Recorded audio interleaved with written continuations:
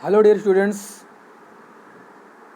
सर्वप्रथम सभी विद्यार्थियों को, साथियों को मैं Pawan Kumar Tripathi, MH classes by Pawan Tripathi channel की तरफ से सभी को महान पर्व रक्षाबंधन, ईद उल फितर और स्वतंत्रता दिवस की हार्दिक शुभकामनाएं देता हूं। और आज मैं आप सबके सामने कक्षा 10 सीबीएसई बोर्ड हिंदी में काव्यखंड में चौथा चैप्टर जयशंकर प्रसाद द्वारा रचित आत्मकथ्य लेकर उपस्थित हूँ। उसके पहले हम थोड़ी सी चर्चा कर लेते हैं जयशंकर प्रसाद जी के बारे में। महान छायावादी कवि जयशंकर प्रसाद जी का जन्म 1889 में वाराणसी में हुआ था। काशी के क्वींस कॉलेज में पढ़ने के पश्चात इन्होंने संस्कृत, हिंदी, फारसी तमाम भाषाओं का अध्ययन किया। इनकी मृत्यु लगभग 1937 में हुई। इनकी प्रमुख रचनाएं है चित्राधार, कानन, कुसुम, झरना, आंसू, लहर और कामायनी। तो इनकी श्रेष्ठ रचनाओं में से एक है, सुप्रसिद्ध रचना है कामायनी। इनके जीवन की कोमलता, माधुर्य शक्ति और ओज का साहित्य माना जाता है। छायावादी युग के प्रवर्तक कवियों में से सर्वश्रेष्ठ जयशंकर प्रसाद जी, जिन्होंने आत्मकथा की रचना की है। इसके बारे में आप विस्तार से पढ़ लीजिएगा, हमने तो पेज लगाए ही है, आप इसको देख के पढ़ सकते हैं। तो चलिए चलते हैं हम। एक ये टॉपिक बहुत ही महत्वपूर्ण है, इसको भी हम 2, 3, 4, 5 सेकंड के लिए छोड़ दे रहे हैं, इसको भी आप पढ़ लीजिएगा। क्योंकि देखिए, कोई भी पाठ पढ़ने से पहले उस पाठ के बारे में, उसके कवि के बारे में जानना बहुत ही आवश्यक है। तो इसको आप लोग इग्नोर ना किया करें, इसको पढ़ें।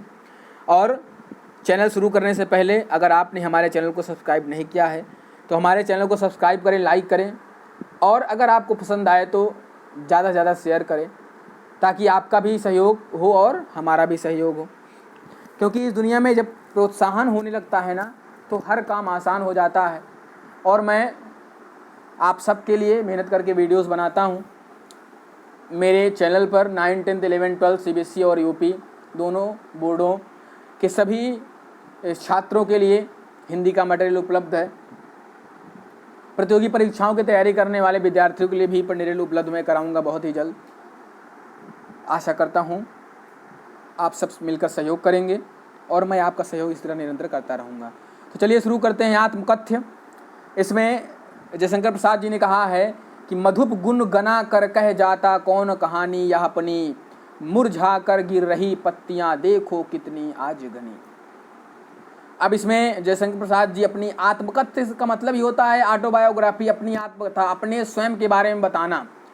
तो प्रसाद जी कह रहे हैं कि मधुप गुनगुना कर, मधुप अर्थात मधुप माने भौरा, तो मन रूपी भौरा गुनगुना कर पता नहीं कौन सी कहानी कह जाता है, मुरझा कर गिर रही पत्तियां देखो कितनी आज घनी। आज इस विस्तृत फैले हुए संसार में अभिलाषा, आशा रूपी जो पत्तियां हैं वो मुरझा कर गिरती चली जा रही हैं। आकांक्षाओं रूपी जो पत्तियां हैं वो गिरती चली जा रही हैं। आज की इस विषम परिस्थिति में सभी की आशाएं मरती चली जा रही हैं। इस गंभीर अनंत नीलिमा में असंख्य जीवन इतिहास, इस गंभीर, इस धैर्यशाली, अनंत माने दूर तक फैले हुए, नीलिमा माने नीले आकाश में असंख्य जीवन इतिहास, असंख्य लोगों का इतिहास अंकित है। अर्थात इस साहित्य रूपी गंभीर फैले हुए जो है अनंत नीले रंग के आकाश में बहुत सारे कवियों के जीवन का इतिहास अंकित है।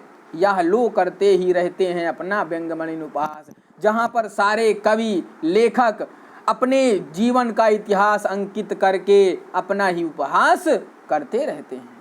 तब भी कहते हो कह डालूं दुर्बलता अपनी बीती, तुम सुनकर सुख पाओगे देखो यह गागर रीति। तो तब भी आप सब कहते हैं कि मैं अपनी आत्मकथा आपके सामने प्रस्तुत कर दूं। तब भी कहते हो कह डालूं दुर्बलता अपनी बीती। मेरी जो दुर्बलता है, मेरे ऊपर जो बीती है, मेरी जो आप बीती है, मेरे जो स्वयं की जीवन की कहानी है, तब भी आप सब कहते हो मैं आपके सामने उसको रख दूं और तुम सुनकर सुख पाओगे, देखो या गागर रीति। अर्थात तो आप सब क्या मेरे इस जीवन रूपी गागर को खाली पाकर आप सब सुख पाओगे, आप सबको शांति मिलेगी? किंतु कहीं ऐसा ना हो कि तुम ही खाली करने वाले, अपने को समझो मेरा रस ले अपनी भरने वाले। अगर मैं आप सबके सामने अपनी आत्मकथा प्रस्तुत कर दूं, अपने जीवन का इतिहास प्रस्तुत कर दूं, तो कहीं ऐसा ना हो, किंतु कहीं ऐसा ना हो कि तुम ही खाली करने वाले, कि तुम सब भी जो असहाय हैं, जिनके जीवन रूपी गागर खाली है, वो मेरी आत्मकथा से, मेरी इस जीवन रूपी खाली घड़े को देख करके सीख ले लें। अपने को समझो मेरा रस ले अपनी भरने वाले। अर्थात मेरे द्वारा की गई गलतियों से सीख ले करके आप अपने जीवन रूपी खाली गागर को भर लो। अर्थात आप अपनी गलतियों को सुधार लो। अपनी गलती, आप जो गलती मैंने की है उस गलती को आप ना करो, और आप कहीं ऐसा ना हो कि आप मेरी गलतियों से सीख लेकर आप लोग सही हो जाएं और सुखी हो जाएं, अपने जीवन में आनंदित हो जाएं। यह विडंबना अरि सरलते तेरी हंसी उड़ाऊं मैं,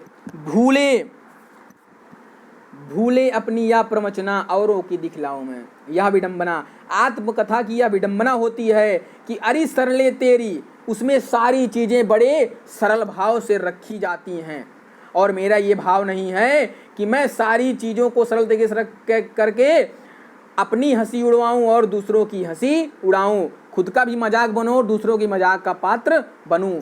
भूले अपनी यह प्रवचना औरों की दिखलाऊं मैं, और मेरे अंदर मैं ये भी नहीं चाहता, मैं ये सारी चीजें करना नहीं चाहता कि भूले अपनी प्रवचना, कि मैं अपनी ऊपर किए गए उपहास को भूल जाऊं, या अपने लोगों के ही द्वारा दिए गए धोखे, प्रवचन मतलब होता है धोखा, तो अपने लोगों के द्वारा ये दिए गए धोखे को मैं सबके सामने प्रस्तुत करूं, और खुद की भी आलोचना करूं और दूसरों को भी आलोचना करवाऊं। अर्थात खुद का भी उपहास करूं और दूसरे का भी उपहास करूं, तो ये चीज़ मेरे अंदर नहीं है। मैं ये सारी चीज़ें करके अपना समय व्यर्थ में नष्ट करना नहीं चाहता। फिर उज्ज्वल गाथा कैसे गाऊं मधुर चांदनी रातों की, अरे खिलखिला कर हंसते होने वाले उन बातों की। मैं अपने उन अच्छे दिनों, उज्ज्वल गाथा कैसे गाऊं मधुर चांदनी रातों की, मैं अपने उन अच्छे दिनों की बातें सबको कैसे बताऊं, अब सबके सामने मैं अपने सुखी जीवन की जो स्वच्छ निर्मल कहानी है उसको दूसरे के सामने कैसे रख दूं। अरे खिलखिला कर हंसते होने वाले उन बातों की, उस समय की जो मेरे जीवन को सुख प्रदान करने वाला समय था, मेरे जीवन में किलकारी गूंजने वाली जो उस समय की स्थिति थी, मैं उसको सबके सामने कैसे प्रस्तुत कर दूं। अब आगे देखिए, मिला कहाँ वह सुख जिसका मैं स्वप्न देख कर जाग गया, आलिंगन में आते आते मुसक क्या कर जो भाग गया।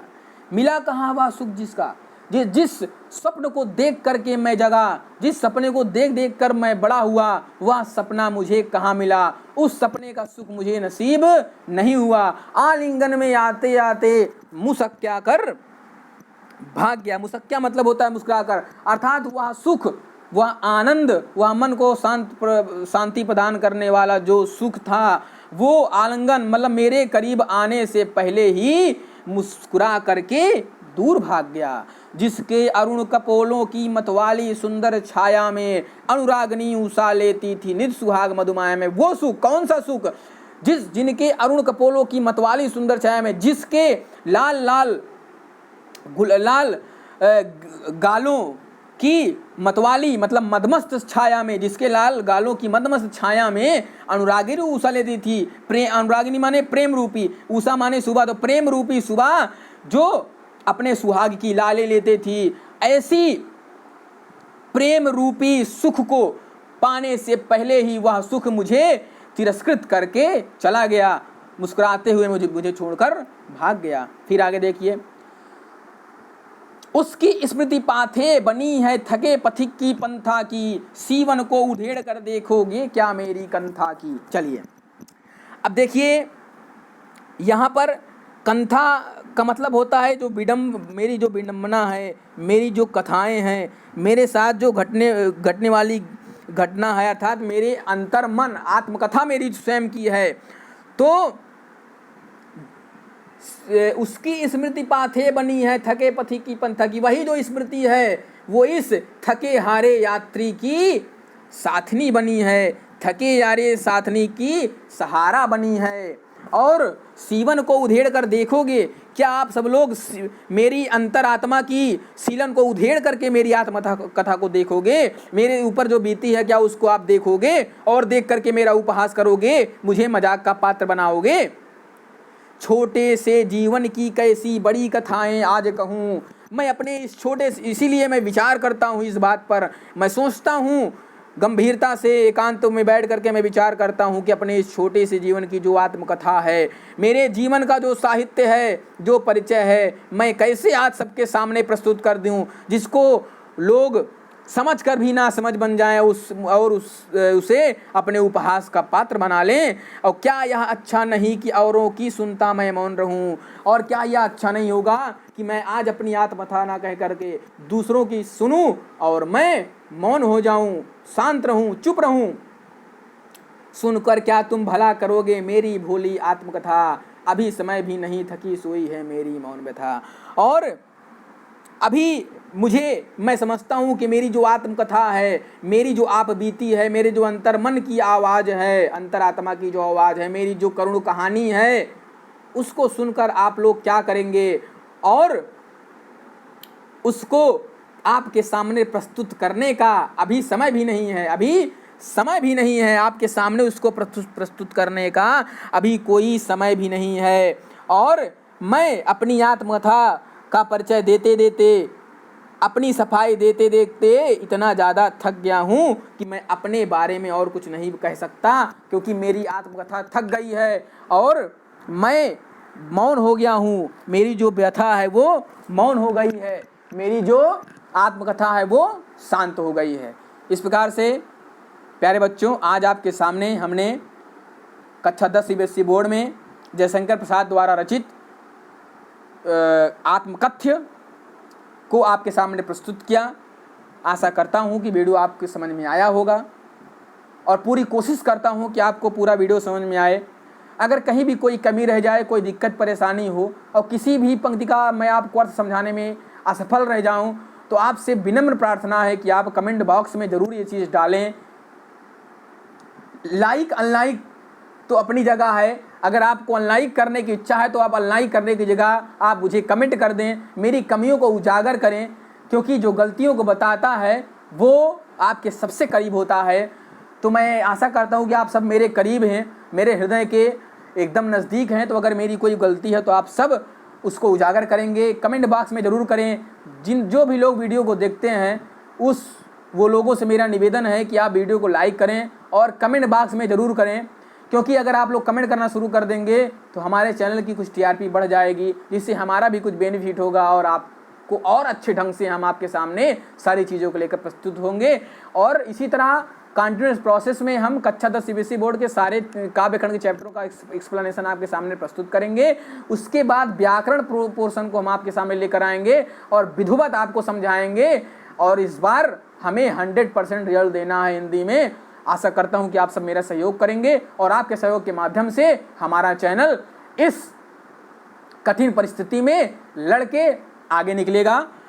और एक बात मैं आपको बता दूं कि कोई भी पंक्तियों का भावार्थ लिखने पश्चात आपको उसका भाव सौंदर्य, काव्य सौंदर्य जरूर लिखना पड़ता है। भाव सौंदर्य में आपको क्या लिखना है? भाव सौंदर्य में आपको उस पंक्ति में के क्या भाव थे, कवि की क्या भावना थी, उस भावना को व्यक्त करना पड़ता है। और उस पंक्ति में की सुंदरता का कारण क्या है उसको आपको लिखना पड़ता है। तो ये चीज़ आप ज़रूर अपने भावार्थ के बाद उसमें काव्य सौंदर्य और भाव सौंदर्य में जरूर अंकित करें। जिसको अगर इसको लिखने की समस्या है तो मुझे मेरे कमेंट बॉक्स में मुझसे पूछ सकता है, हमारा व्हाट्सअप नंबर रहता है, हमें व्हाट्सअप कर सकता है। तब तक के लिए इस वैश्विक महामारी में अपने घर पर रहें, सुरक्षित रहें, अपना अपने परिवार का ध्यान रखें। जय हिंद, जय भारत।